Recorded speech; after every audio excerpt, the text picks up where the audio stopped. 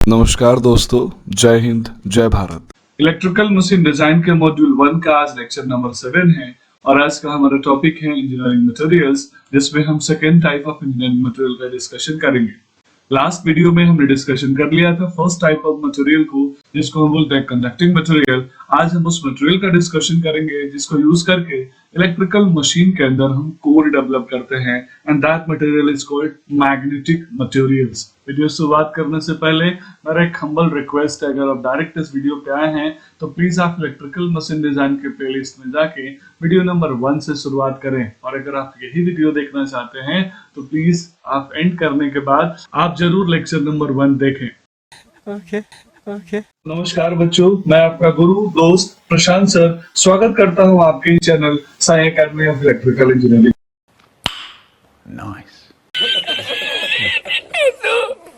तो आइए स्टूडेंट, हम वीडियो की शुरुआत करते हैं। तो सबसे पहले समझते हैं कि मैग्नेटिक मटेरियल की खोज कैसे हुई, यानी मैग्नेटिज्म का खोज कैसे हुआ। जैसे पिछले वीडियो में मैंने आपसे रिक्वेस्ट किया था कि आप चैनल पे विजिट कर मैग्नेटिक मटेरियल की प्लेलिस्ट में जाकर सारे वीडियोस देख लें। अगर आपने देख लिया होगा तो स्वाभाविक है आपको पता होगा कि मैग्नेट की खोज कैसे हुई, मैग्नेटिक मटेरियल सबसे पहले कहाँ मिले और इनका नाम मैग्नेटिक ही क्यों है।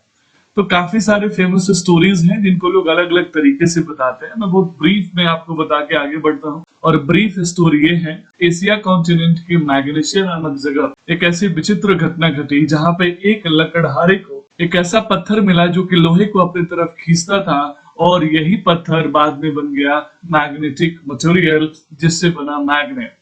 स्टूडेंट, अगर आप इसकी पूरी कहानी सुनना चाहते हैं तो प्लीज आप मैग्नेटिक मटेरियल के वीडियोस में जाके देखें, वहां पे आपको पूरी कहानी डिटेल में मिलेगी।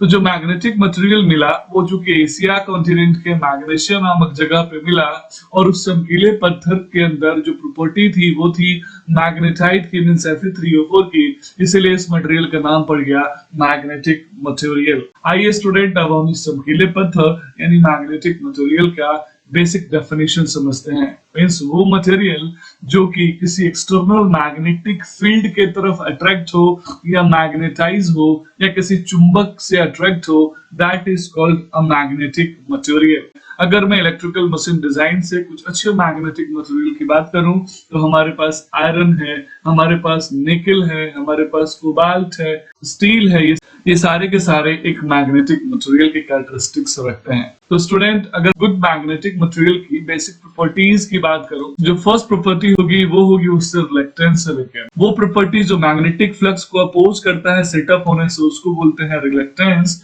और इसीलिए हम बोलते हैं गुड क्वालिटी के मैग्नेटिक मटेरियल में रिलेक्टेंस की वैल्यू लो होनी चाहिए, और रिलेक्टेंस का अपोजिट होता है परमियंस, तो परमियंस की वैल्यू हाई होनी चाहिए। मींस मैं बोल सकता हूं उस मैग्नेटिक मटेरियल के अंदर रिलेटिव परमिएबिलिटी मींस म्यू की वैल्यू हाई होगी एंड पॉजिटिव होगी। That's a good one. Second, उस मैग्नेटिक मटेरियल के अंदर इलेक्ट्रिकल रेसिस्टिविटी भी होनी चाहिए। और क्यों होनी चाहिए? क्योंकि हम सब जानते हैं एडी करंट लॉस डेवलप होता है, और उस लॉस को मिनिमाइज करने का सबसे स्मार्ट तरीका है सिलिकॉन को ऐड करना। और सिलिकॉन एक सेमीकंडक्टर है जो ऐड होते ही रेसिस्टेंस की वैल्यू बढ़ा देता है। तो एक अच्छे मैग्नेटिक मटेरियल के अंदर हाई इलेक्ट्रिकल रेसिस्टेंस की प्रॉपर्टी होनी चाहिए, जिससे एडी करंट लॉस की वैल्यू मिनिमम से मिनिमम हो। Another one. अगला, अगर हम मैग्नेटिक मटेरियल के अंदर करंट या मैग्नेटिक फील्ड इंटेंसिटी बढ़ाएं तो फ्लक्स और फ्लक्स डेंसिटी की वैल्यू इस तरीके से चेंज होनी चाहिए कि सैचुरेशन लेट से लेट हो। मींस अगर अच्छा मैग्नेटिक मटेरियल है तो वो सैचुरेट काफी लेट होगा, मींस वो हाई मैग्नेटिक फील्ड और हाई फ्लक्स डेंसिटी का रिलेशन डेवलप करेगा, तो वो कहलाएगा गुड क्वालिटी का मैग्नेटिक मटेरियल। अदरवाइज अगर वो जल्दी सैचुरेट हो जाएगा तो वहां से हीट डेवलप होना चालू हो जाएगा और वो weak quality of magnetic material बन जाएगा। सैचुरेशन के बारे में हम पहले भी काफी डिटेल में पढ़ चुके हैं। डियर स्टूडेंट, अगर एक अच्छी क्वालिटी का मैग्नेटिक मटेरियल है तो उसके अंदर जो कोरेसिव फोर्स है उसकी वैल्यू भी कम होनी चाहिए। मींस मैं बोल सकता हूं कि उस मैग्नेटिक मटेरियल का जो बीएच कर्व का एरिया होना चाहिए वो कम होना चाहिए, और जो बीएच कर्व होना चाहिए वो नैरो होना चाहिए। वैसे हमारे पास दो प्रकार के मैग्नेटिक मटेरियल हैं, एक होता है हार्ड मैग्नेटिक मटेरियल, दूसरा होता है सॉफ्ट, जिसको हम अगले वीडियो में डिस्कस करेंगे। अगर मैं एक अच्छी क्वालिटी का मैग्नेटिक मटेरियल का डिस्कशन यहाँ कर रहा हूँ तो स्वाभाविक है उसके अंदर हिस्टैरिसीस लॉस मिनिमम से मिनिमम होने चाहिए, कोरेसिव फोर्स मिनिमम से मिनिमम होना चाहिए, और अगर ये मिनिमम है तो एक अच्छी क्वालिटी का मैग्नेटिक मटेरियल है। डियर स्टूडेंट, एक गुड क्वालिटी का मैग्नेटिक मटेरियल के अंदर क्यूरी टेम्परेचर जो होना चाहिए वो हाई होना चाहिए। तो आइए पहले हम क्यूरी टेम्परेचर को समझ लेते हैं। क्यूरी टेम्परेचर वो टेम्परेचर होता है जिसके बाद एक मैग्नेटिक मटेरियल अपनी प्रॉपर्टीज को चेंज कर देता है। मींस हम सब जानते हैं कि टेम्परेचर बढ़ाने से मैग्नेटिक मटेरियल अपनी मैग्नेटाइजेशन प्रॉपर्टी को वीक करता है। मींस क्यूरी टेम्परेचर से पहले अगर वो एक गुड क्वालिटी का मैग्नेटिक मटेरियल यानी फेरोमैग्नेटिक मटेरियल था, तो जैसे ही मैं क्यूरी टेम्परेचर अचीव करूंगा तो उसके बाद वो सडनली अपनी प्रॉपर्टी को चेंज कर लेगा और एक गुड क्वालिटी का मैग्नेटिक मटेरियल एक वीक क्वालिटी का मैग्नेटिक मटेरियल बन जाएगा, मींस पैरामैग्नेटिक मटेरियल बन जाएगा। तो क्यूरी टेम्परेचर जो होना चाहिए वो हाई होना चाहिए ताकि वो मटेरियल हाई टेम्परेचर तक फेरोमैग्नेटिज्म की प्रॉपर्टी शो कर सके, अच्छी मैग्नेटिक मटेरियल की प्रॉपर्टी शो कर सके। को जरा सबर करो, बोला धक्का बुक्की नहीं करने का। डियर स्टूडेंट, अगर मैं लास्ट प्रॉपर्टी की बात करूं तो मैं बोल सकता हूं कि it should have high value of energy product, क्योंकि जितनी ज्यादा high value of energy product होगी वो उतना ज्यादा मैग्नेटिक फील्ड को अपने अंदर सस्टेन कर पाएगा और उतनी अच्छी क्वालिटी का मैग्नेटिक प्रॉपर्टी शो करेगा। अभी तक हमने गुड क्वालिटी के मैग्नेटिक मटेरियल के अंदर कौन कौन सी प्रॉपर्टीज होती हैं उसको काफी डिटेल में समझ लिया। अब आइए अब हम मैग्नेटिक मटेरियल के 3 बेसिक टाइप की बात कर लेते हैं। तो मैग्नेटिक मटेरियल का अगर मैं क्लासिफिकेशन करूं तो पहला मैग्नेटिक मटेरियल कहलाता है डायमैग्नेटिक, सेकंड कहलाता है पैरामैग्नेटिक एंड थर्ड कहलाता है फेरोमैग्नेटिक मटेरियल। ब्यूटीफुल।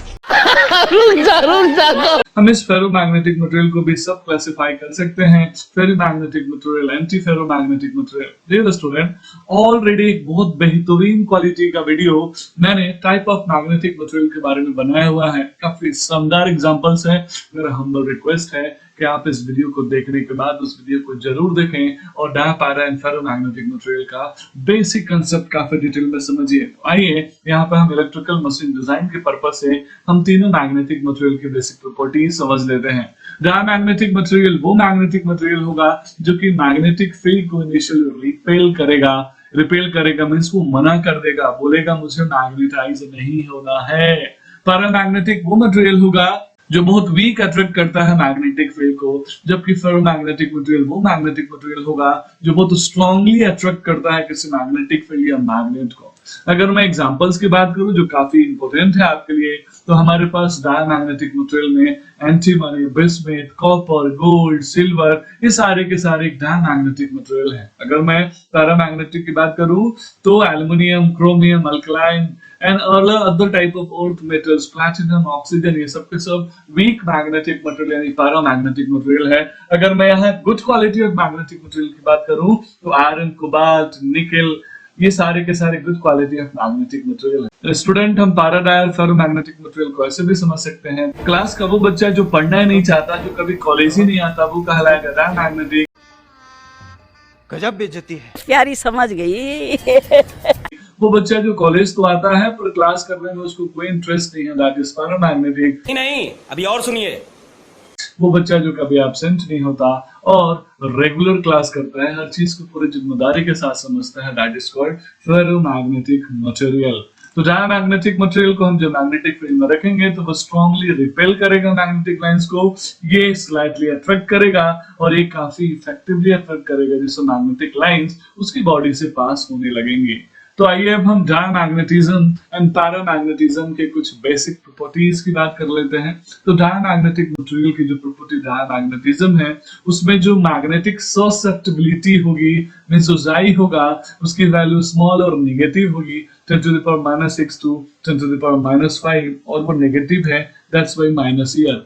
अगर एग्जांपल की बात करूं तो हम डिस्कशन अभी कर चुके हैं। अगर मैं पैरामैग्नेटिक मटेरियल की बात करूं तो उसकी ससेप्टिबिलिटी बहुत स्मॉल है लेकिन नेगेटिव नहीं है, बल्कि उसकी जगह पे पॉजिटिव है, इसीलिए मैग्नेटिक लाइन को रिपेल करता है, जबकि पैरामैग्नेटिक मैग्नेटिक लाइन को रिपेल नहीं करता है। डियर स्टूडेंट, मैं डायमैग्नेटिक मटेरियल को ऐसे भी समझ सकता हूँ कि जब मैं बहुत हाई और स्ट्रॉन्ग मैग्नेटिक फील्ड अप्लाई करूंगा तो डायमैग्नेटिक मटेरियल अगर मैग्नेटाइज होगा भी तो उसकी मैग्नेटिक डायपोल का जो अरेंजमेंट होगा वो अपोजिट होगा मैग्नेटिक फील्ड का, आप यहाँ पे अच्छे से समझ सकते हैं। लेकिन पैरामैग्नेटिक मटेरियल के अंदर सेम डायरेक्शन में मैग्नेटाइजेशन तो होगा, लेकिन बहुत वीक होगा, बहुत स्मॉल होगा। वही फेरोमैग्नेटिक मटेरियल सेम डायरेक्शन में अलाइन होगा, बहुत फास्ट अलाइनमेंट होगी और उसकी मैग्नेटिक डायपोल की जो स्ट्रेंथ होगी वो काफी स्ट्रॉन्ग होगी। तो डियर स्टूडेंट, अगर मैं फेरोमैग्नेटिक मटेरियल के टाइप फेरोमैग्नेटिक मटेरियल के बारे में बात करूं तो इसके अंदर एक मैग्नेटिक डायपोल अपोजिट तो अलाइन होता है, लेकिन एक दूसरे को कैंसिल आउट नहीं कर पाता है क्योंकि अपोजिट अलाइनमेंट की वैल्यू काफी वीक होती है।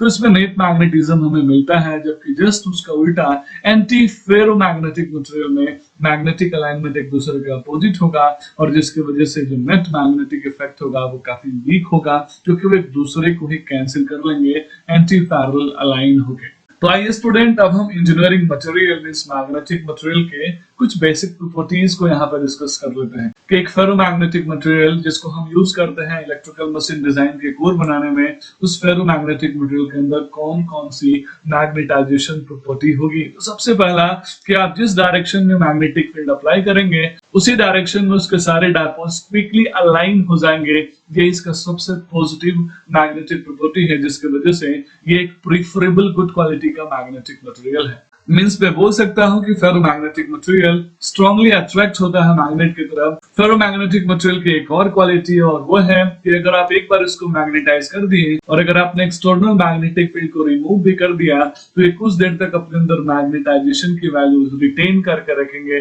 और वो डिपेंड करेगा टाइप ऑफ फेरोमैग्नेटिक मटेरियल के ऊपर। और इसीलिए इसके अंदर एक लॉस क्रिएट होता है that is called hysteresis loss, और वो एबिलिटी जिसकी वजह से ये मैग्नेटिक फील्ड को रिटेन करते हैं that is called residual magnetism, and property को बोलते हैं रिटेंटिविटी, जिसके बारे में आप काफी डिटेल में इलेक्ट्रिकल ट्रांसफार्मर में पढ़े होंगे। आइए स्टूडेंट, अब हम नेक्स्ट प्रॉपर्टी की बात करते हैं। जो फेरोमैग्नेटिक मटेरियल होता है उसके अंदर जो मैग्नेटिक डायपोल होगा उसकी वैल्यू पॉजिटिव होगी और काफी हाई होगी, और इसीलिए इसकी जो रिलेटिव परमिएबिलिटी होती है वो पॉजिटिव एंड हाई होती है।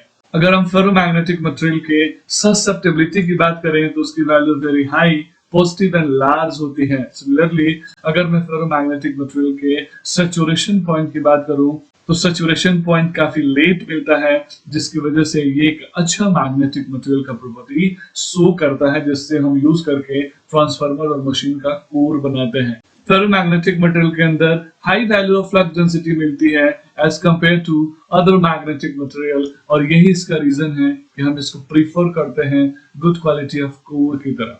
सिमिलरली अगर मैं फेरोमैग्नेटिक मटेरियल को मैग्नेटिक फील्ड में रखूं तो वो बहुत स्ट्रांगली अलाइन होता है, जहां पे पैरा एंड डायमैग्नेटिक मटेरियल का कैरेक्टरिस्टिक्स टोटली डिफरेंट होता है। लेकिन फेरोमैग्नेटिक मटेरियल एक टेम्परेचर के बाद अपनी प्रॉपर्टी को चेंज कर देता है और वो टेम्परेचर कहलाता है क्यूरी टेम्परेचर, जिसके बारे में अभी हम लोगों ने डिस्कस किया था। और ज्यादातर फेरोमैग्नेटिक मटेरियल्स मेटल्स होते हैं, ये भी अपने आप में एक याद रखने वाला प्रॉपर्टी है। अब अच्छी क्वालिटी के फेरोमैग्नेटिक मटेरियल का डिस्कशन तो हमने ऑलरेडी कर ही लिया है, लाइक कोबाल्ट, निकल एंड फेराइट। ये क्या चल रहा है शमशेर सिंह जी? देखते जाओ बस।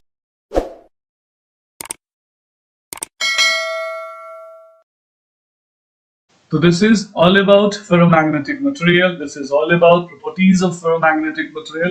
तो डियर स्टूडेंट्स, अगला वीडियो काफी इंटरेस्टिंग होने वाला है, जहां पे हम soft and hard magnetic material के बारे में समझेंगे।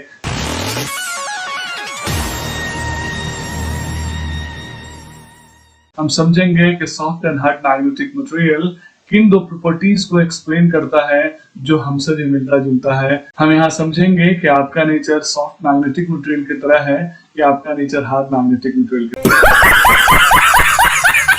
मिलता है अगले वीडियो में, तब तक पढ़ते रहिए, एंजॉय करते रहिए। जय हिंद, जय भारत। आज के इस वीडियो में हम समझेंगे आसमानी बिजली यानी लाइटनिंग स्ट्राइक क्या होती है। बिजली गिरते समय आवाज के साथ चमक क्यों दिखाई देती है।